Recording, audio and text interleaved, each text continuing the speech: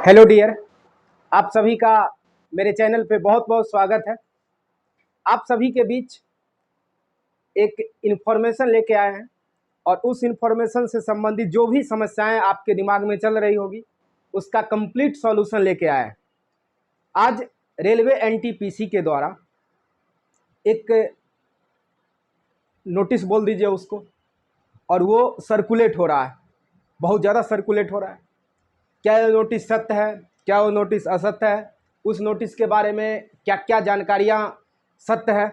तो सबसे पहले रेलवे एनटीपीसी के द्वारा जो नोटिस जारी हुआ है, जिसमें आपका इंटर लेवल और स्नातक लेवल दोनों लेवल मिला करके जो वैकेंसीज 10,000 के अप्रॉक्स जो जारी की गई है, वह रियल है या फेक, सबसे पहला ये क्वेश्चन है। तो फेक नहीं है, वो रियल है। तो ये पहला कंसेप्शन आप दूर कर लें।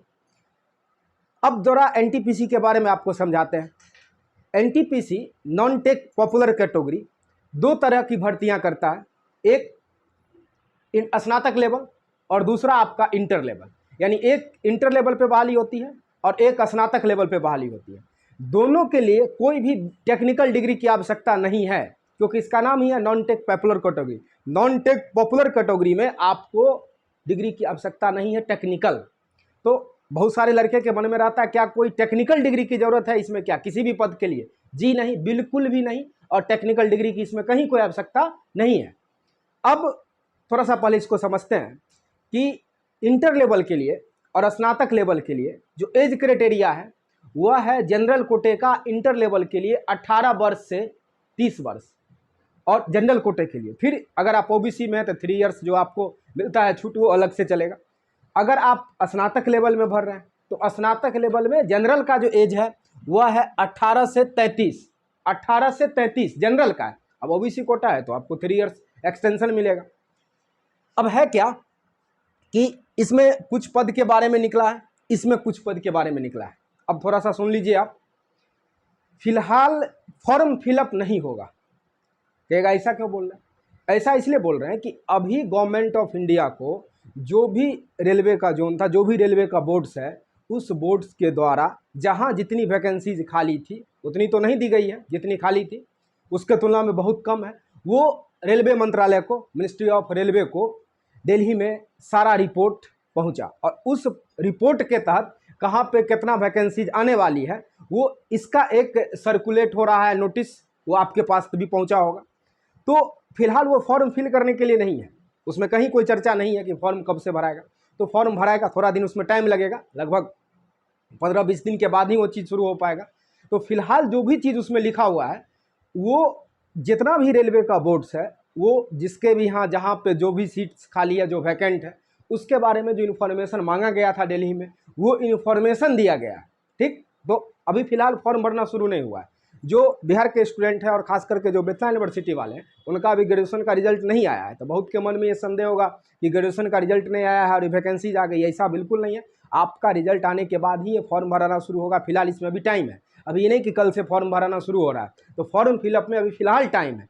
ये एक प्रकार का नोटिस है, जहाँ जहाँ जो भी सीट वैकेंट है वो रिपोर्ट सौंपा गया है दिल्ली मंत्रालय को।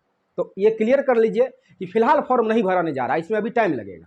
ठीक, अब दूसरा कि कौन कौन से पद के लिए आए। अब ऐसे तो बहुत सारा पद है, स्नातक लेवल में ही बहुत सारा पद है, इंटर लेवल में ही बहुत सारा पद है, लेकिन सभी पद पे वैकेंसियां नहीं है। स्नातक लेवल में कुछ पद है, लिमिटेड पद है, लेकिन अच्छे पद है। जो भी पद दिया गया वो अच्छे पद है, फेमस पद है, उस पे है। और इंटर लेवल में लगभग जो 4-5 होता है उस पे है। अब आप देखेंगे कि जो स्नातक बेसिस है, तो गुड्स ट्रेन मैनेजर, जो आप जानते होइएगा पहले गुड्स गार्ड के नाम से जाना जाता था, उसको नाम बदल के जब ट्रेन मैनेजर किया गया, तो इसकी वैकेंसीज ठीक ठाक है, अच्छी खासी है, लगभग जोन में है, कुछ जोन में नहीं है, कुछ जोन में है। और स्टेशन मास्टर, ये जो दो पद है रेलवे का, ये दोनों बड़ा फेमस भी है और हाईली पेमेंटेबल आप उसको बोल सकते हैं, चूँकि सैलरी से ज़्यादा गुड्स गार्ड का जो एक्स्ट्रा बनता है, जितना ड्यूटी के अकॉर्डिंग उसका बनता है, तो इसका सैलरी तो उतना ज़्यादा नहीं है स्टेशन मास्टर के तुलना में, लेकिन इसका पेमेंट बहुत ज़्यादा बनता है, इसलिए बड़ा बहुत फेमस पद होता है गुड्स गार्ड। और उसके बाद स्टेशन मास्टर, ये दोनों की बहाली है इसमें। अब है क्या कि हर एक बोर्ड में आप गौर करेंगे नोटिस जब देखेंगे तो गुड्स गार्ड का थोड़ा सा सीट ज़्यादा है और एएसएम का सीट थोड़ा कम है। सॉरी, स्टेशन मास्टर पहले होता था एएसएम, अब एसएम हो गया डायरेक्ट, अब 4200 ग्रेड पे हो गया, पहले 2800 ग्रेड पे होता था, तो अब डायरेक्ट स्टेशन मास्टर बनता है। तो इसका बहाली में जो सीटिंग है इसके तुलना में कहीं कहीं कम है, लगभग जगह आप देख सकते हैं, लेकिन इसका संख्या अच्छा खासा है। तो goods train manager, station master, chief commercial cum ticket supervisor, as उसको टीटी बोलते हैं आप, junior account cum typist, senior clerk typist. अब है क्या कि इसमें टाइपिस्ट की ज़रूरत है ये दोनों में आपको टाइपिंग अनिवार्य है, हिंदी या इंग्लिश। अब ये जो 4 पद है ये कुछ जोन में इसमें से 2 पद नहीं है, कुछ जोन में सारा का सारा पद है। तो अब जोन कैसे डिसाइड होगा वो तो हर लड़के अपने अकॉर्डिंग चूज करता है। इंटर लेवल में जब आप आएंगे तो अकाउंट्स कलर कम typist, commercial cum ticket colour, junior colour कम टाइपिस्ट और ट्रेन कलर, चारों क्लरिकल जॉब है। और चारों में आपका अगर ठीक से देखेंगे तो टाइपिंग अनिवार्य है, वो देखने से भी आपको लग रहा है। इसमें आपको यहाँ पे टाइपिंग है और ये इस दोनों में टाइपिंग आवश्यक है। स्टेशन मास्टर के लिए आपको अलग से एक जैसे CBT 1 होगा, CBT 2 होगा, उसके बाद आपका फिर 3rd स्टेज एग्ज़ाम होगा। अब उस पर चर्चा करते हैं। अब है क्या कि जब आप इसका फॉर्म फिल करेंगे और इसका फॉर्म फिल करेंगे तो NTPC के लिए सबसे पहले आपको 2 एग्ज़ाम देना पड़ेगा, CBT 1, CBT 2। CBT कुछ नहीं है, कंप्यूटर बेस्ड टेस्ट। CBT 1 में टोटल आपके पास 100 क्वेश्चंस रहते हैं, 100 क्वेश्चन 100 नंबर का रहता है, 90 मार्क्स का रहता है, समझ गए। तो इसमें क्या है कि मैथ का पोर्शन 30 होता है, रीजनिंग का पोर्शन 30 होता है और GK GS 40 होता है। तो टोटल 100 क्वेश्चन हो गया, 90 मिनट। जब CBT सेकंड देंगे आप, तो CBT सेकंड देंगे यानी जब BT पास करेंगे मेंस के लिए आप आएंगे तो वहाँ आपके पास 120 क्वेश्चन रहेगा, टाइम आपके पास 90 मिनट रहेगा। वहाँ मैथ 35 हो जाएगा, रीजनिंग 35 हो जाएगा और 50 नंबर आपका GK GS हो जाएगा, लेकिन टाइम उतना ही रहेगा, 90 मिनट ही रहेगा। तो ये सेकंड स्टेज। इसके लिए स्टेशन मास्टर के लिए आपको अलग से साइको टेस्ट हो जाएगा, तो साइको अलग से देना पड़ेगा आप। अब यहाँ पे 3-4 बातें हैं जो आपको ध्यान रखना है। अगर फॉर्म आता है तो एग्जामिनेशन में इसके बीच फिर टाइमिंग आएगा, गैप आएगा। ऐसा नहीं कि आज से फॉर्म भरना शुरू हो गया और लगभग 2 महीने बाद आपका एग्ज़ाम हो जाएगा। इसका ड्यूरेशन होगा लगभग फॉर्म भराने से लेकर के और CBT 1 तक के बीच का जो गैप होता है वो लगभग आपको 4 से 5 महीना कम से कम गैप आएगा। ऐसा नहीं है कि आज फॉर्म भराना शुरू हुआ और अगले महीने आपका एग्जामिनेशन शुरू हो जाएगा, ऐसा नहीं है। तो अगर फॉर्म फिल होना शुरू होता है लगभग अगस्त में 15 तारीख के बाद, अभी फ़िलहाल उससे पहले नहीं भराने वाला है। तो जिनका अगर ग्रेजुएशन का रिजल्ट नहीं आ पाया है वो फ़िलहाल टेंशन ना ले, क्योंकि ग्रेजुएशन के रिजल्ट लगभग आपका 5 से 7 दिन में आने वाला है, मैक्सिमम 10 डे में आ जाएगा।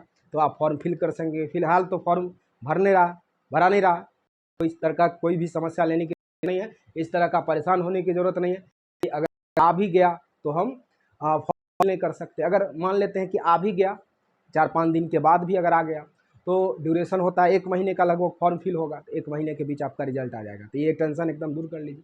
दूसरी बात, यहाँ पे आपको थोड़ा सा फोकस करना पड़ेगा मैथ्स और रीजनिंग पोर्शन पे। मैथ्स और रीजनिंग पोर्शन अगर आपका बहुत अच्छा है तो आप 80% सिक्योर सिर्फ इसी चीज़ से हो सकते हैं, 30 और 30 60।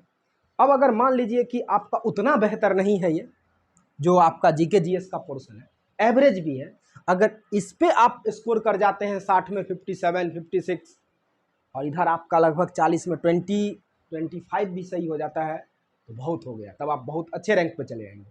तो आपको फोकस करना है PT मेंस में भी, यहाँ पे इस पे गलती नहीं होना चाहिए। मेंस के लिए भी आप जाएंगे तो आप देख रहे हैं कि मैथ रीजनिंग मिला के अकेला 70 नंबर है, इसमें अगर किसी का 62 to 66 अगर सही हो गया, हम 3-4 क्वेश्चन गलत मान के चल रहे हैं कि 100% आपसे नहीं बना, 65-66 भी दोनों मिला करके आप सही करते हैं तो फिर आपका रिजल्ट कहीं से रुकने वाला नहीं है, क्योंकि अगर यहाँ से इतना निकाल के लेके आते हैं, इधर से अगर एवरेज भी आपका है तो निकल जाएगा।